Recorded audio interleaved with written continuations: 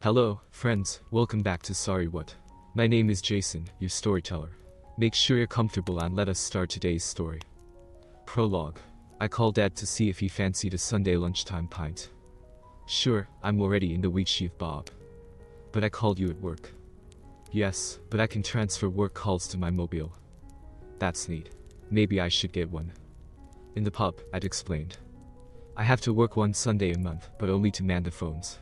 So I got one of these new mobiles, and I can transfer office calls to it.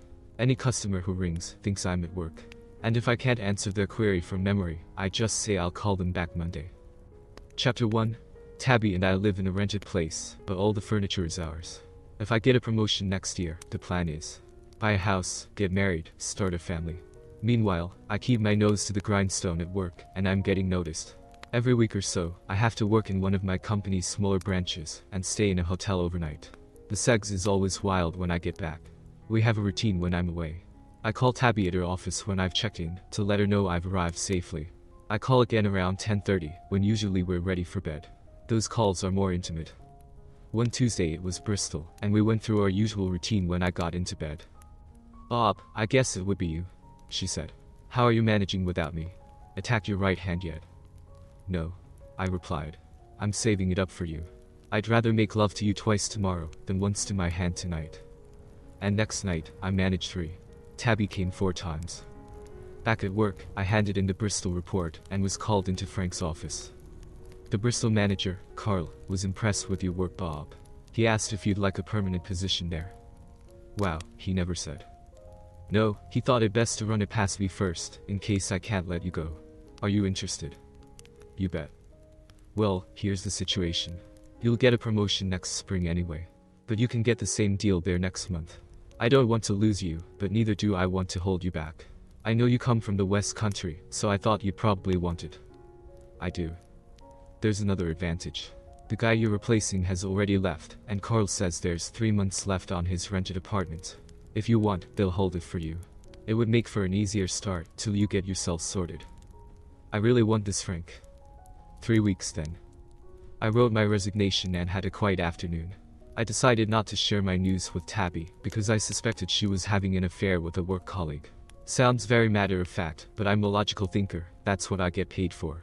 I applied myself to the problem. I was sure she had been lying to me. There's a psychology to lying. If you're going to lie, tell a big one is nonsense. A person having an affair will intersperse their lies with as much truth as possible. But the name of the other person will be looming large in their minds. So they'll mention it. That way, if it crops up in conversation, they're covered. Oh, X. You remember X, I've mentioned him before. I had mentally trawled through our recent chats about Tabby's job and workmates. Then selected the name she'd come up with most often. Charles. Is he your boss? I'd asked. No, Richard's my boss.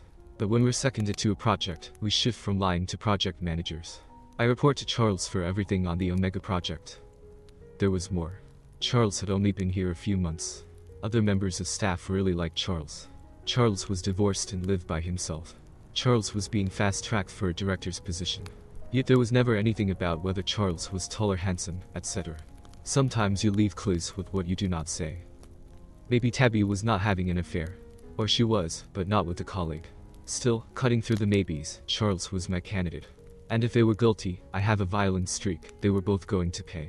I snooped around for more clues, but found nothing. I have a vindictive nature, which is usually well hidden. Blood would be spilled if Tabby was playing away from home. But, before the situation got out of hand, I was prepared to step back and give her the benefit of the doubt. So I tested her. You would never have an affair, would you? I'd be furious if you did. Where's this coming from? She asked. Will you answer? Of course I will. No, I would never cheat on you. No reason for asking, really. It's just nice to hear it said out loud sometimes. So, would you have one? Is that what this is about? I would not, I said. I'd dump you if you did. We drew back from that little chat and avoided each other for an hour. Chapter 2. 1 week later, I was off to Coventry. You don't often get consecutive weeks, said Tabby. They're seriously backed up, babe. I might get another trip next week. I still hadn't told her about the Bristol position, that would remain a secret for now. That night, from my hotel room, we went through our goodnight phone routine, and I included "I hope you're tucked up in bed alone." Not that again, of course I am. You sure you don't want anything to eat? She asked when I returned the next evening. No, it's late. I just need to get to bed. I don't sleep well without you. In the bedroom, there were 2 cushions, resting on their corners and leaning against the headboard. What's this? I asked. It's modern. It looks sophisticated. I climbed into my pajamas while Tabby brushed her teeth. Then, as I finished brushing mine, she screamed. I rushed back into the bedroom, and she was standing on a chair, shrieking. She looked like Tom's big black mama when she's just seen Jerry. Spider. The duvet was pulled back on her side to reveal a hairy tarantula the size of a saucer. I picked it up, held in front of my face, and squeezed. Bad spider. Frightening poor Tabitha, like that. I threw it at the bedroom door, where it bounced off onto the floor. It lay on its back, twitched once, and went still. It's all taken care of, babe. The hero returns. You bastard. She jumped down off the chair. You know I hate spiders. Well yeah, that was kind of the point of the joke. It wasn't funny. Get rid of it. I picked it up. Not hairy after all, but rubber. Where shall I put it? Throw it in the spare bedroom. And while you're there, go to bed. You're not sleeping with me tonight. I took it downstairs and put it in the kitchen waste bin, wrapping it in newspaper first. I returned to the bedroom. No way am I sleeping in the other room. I don't sleep well in hotel beds.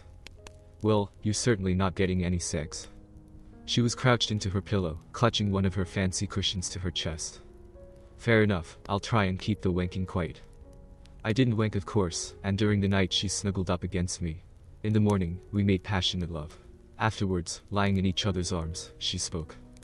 Sorry about last night, but you really scared me. I'm sorry too. I spotted a joke shop while I was away. It was supposed to be a bit of fun. I wasn't entirely surprised at her news over breakfast. We're invited to a barbecue on Saturday. Oh, whose? I asked. Could it possibly be Charles? Charles's, she confirmed. He's invited everyone from the project, plus a few neighbors. He doesn't know many people round here, so it'll be a good chance for us all to get together socially. Well, let's go and make him welcome then. Great. He asked if we could each bring our own tipple. Chapter 3. We gathered late in the afternoon. There were a dozen others from the office. I knew most of them, and half a dozen neighbors, who I didn't. I don't know if everyone got the same personal service as us, but he was keen to show Tabby and I around the house. The room I found most interesting was his master bedroom.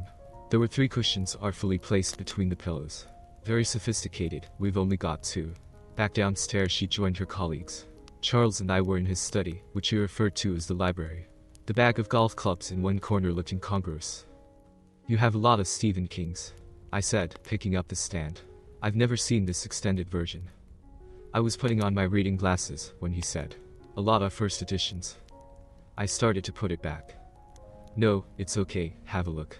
All the valuable ones are on the top shelf, some are still shrink-wrapped.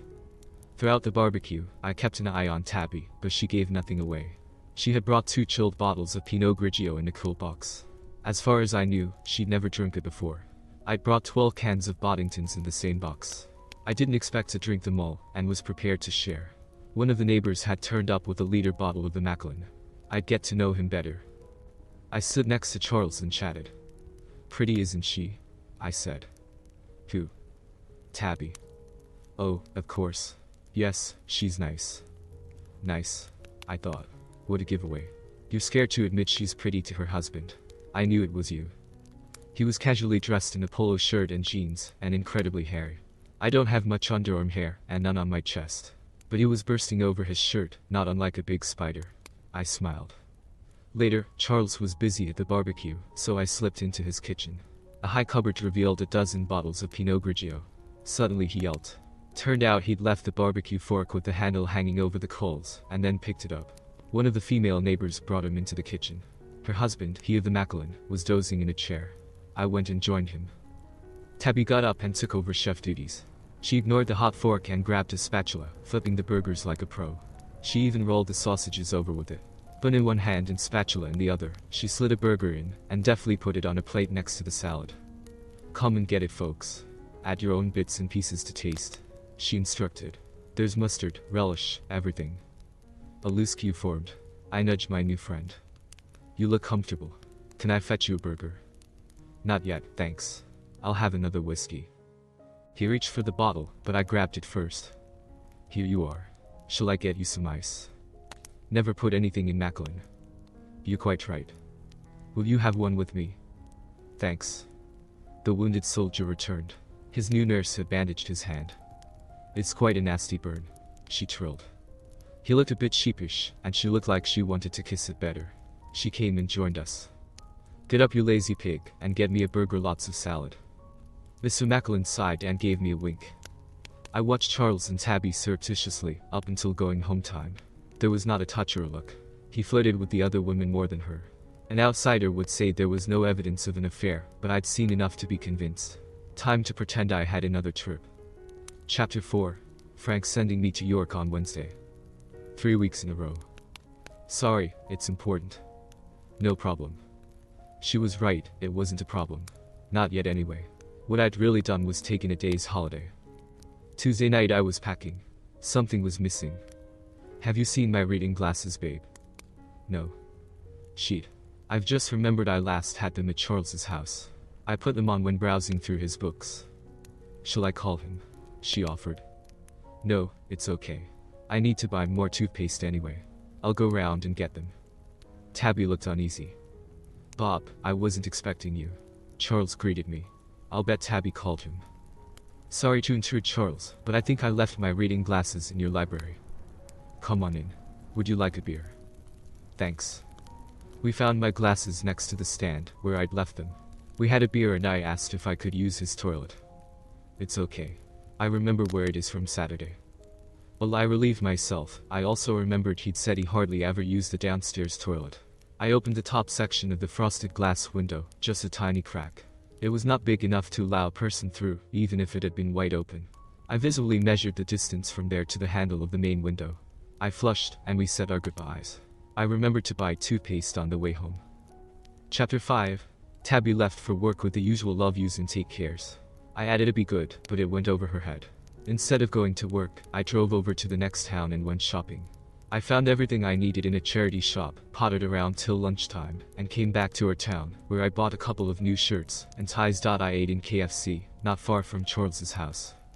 When I'd finished, I went to their toilets and emerged in my second-hand clothes. I walked round to the street behind Charles's place, and headed up the pathway to his road.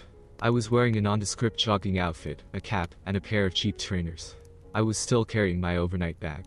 I climbed over his 6-foot back fence and dropped into the garden out of sight. Down the side of the house, the toilet window was still open a little. Just as well, I didn't really have an alternative plan. I got my secret weapon out of the bag. It was crude, just a straightened-out coat hanger. Now, with the gloves on, I opened the small window and pushed the wire inside. It hit the handle of the bigger window and opened it. I climbed in and shut both windows tight. My first port of call was the library, where I selected one of Charles's golf clubs. I've never played, so I have no idea what it was. But it was heavy, and had a lot of metal on the business end. Then I checked out his bedroom. Apparently, Tabby was expected soon. 2 of his fancy cushions were now on the floor at the foot of the bed. They were just the right distance apart for someone's knees. The third was on the end of the bed. Was it something to bite, perhaps? I went back down to the library. They'd never seen these clothes before, just a balaclava to put on. I looked in the mirror, unrecognizable. Putting the cap on over the balaclava altered the shape of my head. Soon Charles's car pulled up. They'd left work early, eager to get down to business while the idiot boyfriend was away. I gripped the golf club, hoping I wouldn't have to use it just yet. I could hear them in the kitchen. A bottle was opened. I love Pinot Grigio. Tabby enthused. Me too, but mostly I love everything under your panties. And I want it all right now. Well, don't take too long for your first go, Bob marrying soon, telling me he's arrived. I waited till they had closed the bedroom door and tiptoed upstairs. I thought I could hear them getting undressed. This was confirmed when I heard him say, "You can leave your stockings on." I didn't even know she possessed a pair. I hoped I was going to get the timing right. When I opened the door a little, I saw exactly what I was expecting. Tabby was kneeling on the cushions and bent over the end of the bed, her arse high up in the air. As instructed, she was only wearing stockings. Her head was on the third cushion. On the bed, next to her head, was a mobile phone. I'd seen her count before, but not the phone. All waiting for her ever-loving fiancé to call from a York hotel. Charles was in his birthday suit and sporting a stiffy. I can't say it was anything special. His hands were also occupied, helping her to hold the target open. He was going to notice me any moment. I got halfway towards him, before he turned. What? I didn't answer. I wasn't in the mood for difficult questions. He half rose, with his deck pointing straight at me. For a split second, I found that sight quite offensive. Funny what goes through your head in extreme moments. What went through his head was the club. I'd swung it, and it connected just between his eye and ear. He staggered backwards and crumpled to the floor, landing so he was leaning against a chest of drawers, legs wide open. There was some oozing blood, but that was no problem. None of it got on me. Tabby was still unaware what was happening. I swung the club again, this time into Charles's balls. There was a definite pop. He said nothing, probably unconscious. I dropped the club. As Tabby started to turn towards me, I hooked my hands around her waist and threw her to one side. I hadn't planned on hurting her. In fact, I'm not sure what I did intend, but fate intervened. She crashed to the floor, landing alongside him. They looked weird, sitting side by side. Closer inspection revealed she'd hit her head on a wooden drawer handle. Nothing too serious, it had only dazed her. Her eyelids fluttered and she groaned. She looked at me, her stare was glazed and stupid. I squatted and passed her the golf club. She instinctively took it and lowered it to her lap, smearing some of Charles's blood over her stocking tops. She closed her eyes again. I don't think she'd seen me properly. I stood and stared at them sprawled side by side, with their legs wide apart. There was no blood around Charles's groin. It just looked swollen and purple. This had worked out better and much quicker than I'd hoped. With the lovers out of action, I found over £200 in Charles's wallet and took the lot. Then retrieved Tabby's mobile phone and had a look at it. I'd never handled one before, but understood contacts. Charles was the only one. I went downstairs, removing the balaclava and gloves. A quick check in the mirror ensured there was no blood. I went back to the downstairs toilet. If this next part did not work, I'd have to take leave via the front door. I opened the main window and climbed out. I lowered the handle to just above the point where it would drop, then slammed the window shut. The handle fell into place, closing it. Well, it always worked when I was a kid. I removed the SIM card and battery from the phone, and discarded it in balaclava and gloves into the canal. In KFC I changed back into my normal clothes, ordered a coffee to go, and drove home. Chapter 6. A removal company sent some packing boxes round. I waited till 5:30 before phoning Tabby's place of work. No, she'd left early. I called her mum, then her brother, they hadn't seen her. I tried her office again and got a straggler in Charles's department. No, there was no late project work, he had left early. At 7, I rang the local hospital. Yes, they were just about to call me. They had a Tabitha Poulter, in with a headwind. I rushed to the hospital, where the police were already waiting. They wanted to speak to me but let me visit her first. There was little point though, as she'd been sedated. The police officers ushered me to a quiet corner. I'm D.S. Carter, and this is D.C. Burton, said the male officer, indicating the female with a nod. We need to ask you where you were today, Mr. Poulter. And I need to know what happened to my wife. The medics will only give me vague details. Sorry, said D.C. Burton. We are not at liberty to divulge anything at this stage. Look, my wife and I are moving house this weekend. Today, I took a day off and started packing. This afternoon I went over to Collier's and bought shirts for my new job in Bristol. Came back here, ate in KFC and went home. Have you ever been to Charles Diamond's house? Yes, twice. Could you tell us when and why? No. They looked at each other. Why not? Because I don't know why you're asking. I'm stressed out. My wife is unconscious, and her family are on their way. I believe the expression is a lot on my plate. And you're burbling away about some bloke I barely know. What happened to her? You must understand. No, I don't understand. Here's the deal. You tell me everything you know, and I'll tell you everything I know. And if that means I have to be put in a cell for the night, do it. My day can't get much worse. They looked at each other, and he nodded. A 999 call was received by the ambulance service this evening. Medical assistance was requested at the residence of Charles Diamond. We attended, and had to break down the front door to gain access. He was found in his bedroom. The medics kept us out at first, so I do not have details of his injuries, though I understand he was unconscious. Tabitha Poulter was in the same bedroom, near the bedside table, still holding the phone. What were they wearing? Come on, you know damn well what this looks like. What were they wearing? He glanced at the DC and she replied. They were both in their birthday suits, Mr. Poulter. I looked suitably serious. Did they have anything to say for themselves? Mr. Diamond has remained unconscious throughout. The nurses reported your wife spoke briefly about seeing a black man in the room. But there was no sign of forced entry. Thank you. I know you're not trained to give me an opinion on their injuries. Tell me what you think, and I'll reveal all. Your wife has injuries to her head. All I know of Mr. Diamond's condition is it's worse than your wife's. The motive may well have been robbery. I waited a moment to digest this new information. My wife works at Wade's with Diamond. She and I went to a barbecue at his house last Saturday. I noticed some subtle flirting. Later, I realized I'd left my reading glasses there and went back to retrieve them last night. Diamond and I had a beer and I stayed about 30 minutes. Those were the only occasions. Yes. They made notes. I thought it was clever, not using his first name. I was the wrong party after all. Obviously this looks like she was having an affair with him. I continued. I had no idea, apart from seeing some harmless flirting. My wife knew I was off work today and said she'd be home a little late. She was working on some project with Diamond. Now I know what it was. We went round the houses a few more times and went down. They stood. I must ask you not to leave the area until our investigations are complete. You have colleagues in Bristol, no doubt. I'm moving there this weekend. I start a new job on Monday. I can give you the new address. That will be fine. Please contact our Market Road station before you leave. A message will do if we're not around. Chapter 7. There was not a lot to do at work. Just bringing my tasks to a close and clearing out my personal stuff. By Friday, I was all packed up at home, except my washing stuff and the towel. My boss had given me the afternoon off. In Bristol, Carl had organized a junior, with the key, to wait for the removal men at my new address. I knew there would be some lunchtime drinking on my last day, so some of Charles's cash got me a cheap hotel nearby. The removal men had loaded my belongings, including the bed, and driven off before I took a taxi to work. The house felt cold. Empty ones usually do. Tabby's parents arrived to take away all her clothes and personal stuff. Is this really necessary? Asked her mum. Can't you two work this out? I ignored her and looked at Tabby's father. If your wife sneaked off to another man's house to have sex with him, would you try and work things out, Dave? Well, really. There's no call for vulgarity, said her mum. Exactly what I'll be telling Tabby.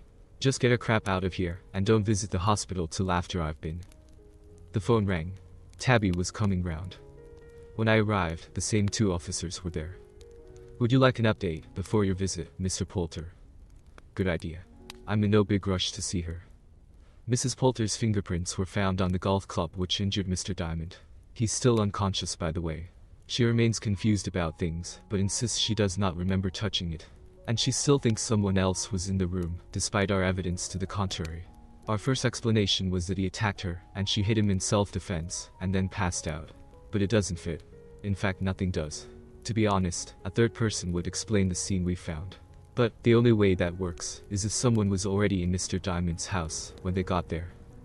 And that would make me a good candidate if I was able to get in.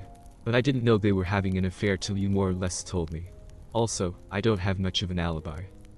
DC Burton was about to say something, but she stopped herself.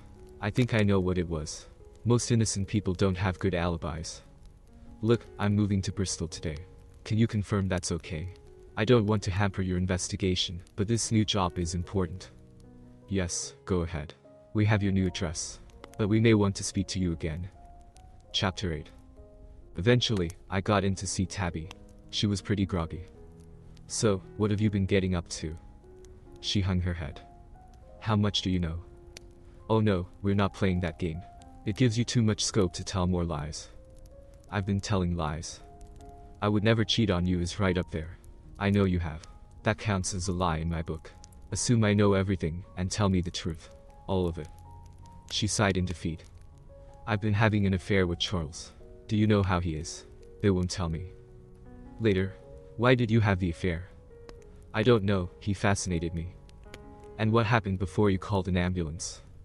I'm not sure exactly. We were just about to have sex, and suddenly I heard him fall, maybe pushed, off me. I fell, or was thrown, down next to him. Why are you so unsure? I hit my head on a handle on the chest of drawers. When I came round I crawled to the bedside phone and called for help, then passed out again. But I'm sure there was a black man in the room. He hit Charles, then me. Though the police told me there was no one. Do you know any more? Yes. I know a great deal. Please tell me. I'm so confused. First you tell me something. And you either tell the truth, or I'll leave. I will. Did you buy a mobile phone? Yes and no. Charles bought one for me. To communicate during your affair. Yes. Alright, I'll tell you what I know. But you're still groggy, so pay attention. Okay. I knew you were having an affair because I'd phoned Ed, and he transferred calls from his office to his mobile.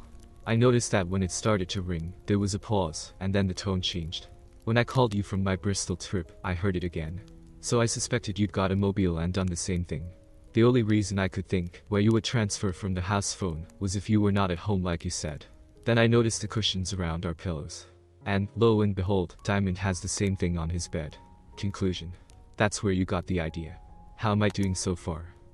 She nodded sadly. When he burned his hand, and that woman took him inside, you took over chef duties. We don't have a barbecue, but you took to it like a duck to water. You were flipping burgers like a pro.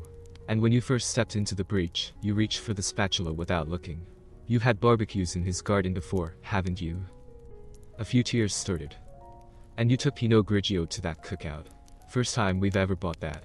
Not the first time you drunk it though, was it? No. Diamond has got a cupboard full of it. I checked. You're very clever. I'm cleverer than you obviously. But the best part was the joke tarantula your side of the bed. What did that prove? Everything. You thought I put in the bed while you were brushing your teeth. But actually I put it in there the previous morning before I left for Coventry. What? I called you, heard the ringtone change, and said I hope you're tucked up in bed alone, and you laughed. But you couldn't have been, there was a spider in it. So you had to be in someone else's bed. Diamond's for instance. She just sat there, tears running down her cheeks. Finally, the moment I was off to York, you were round there again. Soon after arriving, you were on your hands and knees for doggy-style sex, appropriate for a witch. What a pity he injured himself just before he got to duck you. Wait a moment. She struggled to sit upright. You can't possibly know details like that. You were in his bedroom, weren't you? You were the man in black. I'm going to tell the police. Go ahead. The police report says the position of the fancy cushion suggested you were kneeling, hence doggy style. Your hospital treatment revealed sexual activity, foreplay, had started. They also confirm he didn't penetrate you, not that day anyway. She slumped. No evidence of anyone else in that house. I agree, the police are having difficulty putting together a scenario that makes sense. But you were about to get ducked, and ended up falling against the bedroom furniture. And Loverboy was injured in the head and balls, apparently with his own golf club. Assault. Who struck first? Was it you? It certainly couldn't have been me, I'd have killed you both. She glared at me, confused but suspicious. Diamond is still in a critical condition, and your fingerprints are on the weapon. So, go ahead and tell the cops you think it was me. They already think you're crazy. Tabby started crying louder. Last part of what I know then. Our house is empty. Your stuff is round your mother's. When you see her next, do not be vulgar, she doesn't like it. Tabby looked even more confused. I've handed the key back to the landlord, so don't go back there. If you do, you'll be adding trespass to your other sins. And I've got a new job and new address, you don't need to know where. What? You heard. Life moved on while you were offering yourself to handsome Mr. Diamond. Be warned though, I called your office yesterday. They'd only heard you were both injured. I told them what you'd been up to, and I think they cancelled the whip round for flowers. I'll be surprised if you've still got a job when you get out of here. And I'll be surprised if Diamond ever gets out of there, to be honest, he's more or less a vegetable. Suits him. You bastard. That's rich, coming from you. If you struggle to find a job when you're discharged, you could always buy some more stockings and hang around the train station after 9 o'clock. The neck brace might put off a few punters, but your count should still be working okay. I walked out feeling smug. The drive to Bristol was pleasant. Tabby would find out where I was eventually, but hopefully wouldn't bother to try and contact me. I just hoped she wouldn't contact Frank. How did I get back from York so quickly? And we don't even have a branch there. We have reached the end of today's story, friends. If you loved the video, please don't forget to drop a like and subscribe before you leave, and I will see you in the next video.